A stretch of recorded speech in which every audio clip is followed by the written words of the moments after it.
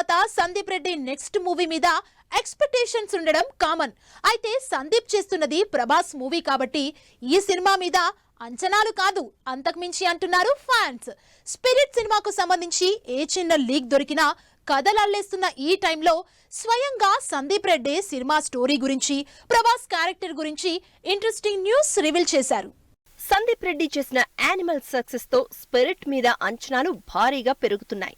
అటు యానిమల్ తో సందీప్, ఇటు సలార్ బ్లాక్ బస్టర్ తో ప్రభాస్ కాంబినేషన్ లో అనౌన్స్ చేసిన స్పిరిట్ టైటిల్ తోనే యాక్షన్ డ్రామా అని తెలుస్తోంది.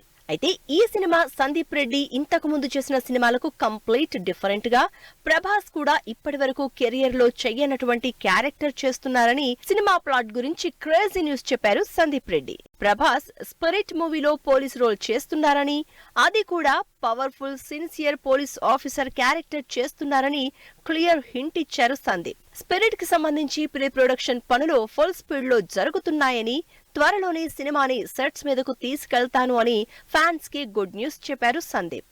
ఇప్పటికే ఇచ్చిన హింట్ తో ప్రభాస్ పోలీస్ క్యారెక్టర్ లో ఎలా ఉంటాడో, సిన్సియర్ కాప్ గా ఎలాంటి యాక్షన్ చూపిస్తాడో అంటూ ఇమాజిన్ చేసేసుకుంటున్నారు ఫ్యాన్. ఇప్పటికే యానిమల్ లో ఆడియన్స్ కి కొత్త రకం యాక్షన్ ఎమోషన్ చూపించిన Sandeep Reddy pan India star Prabhas తో చేయబోయే స్పిరిట్ ని ఎలా ప్లాన్ చేస్తున్నాడో అంటూ చర్చ జరుగుతోంది.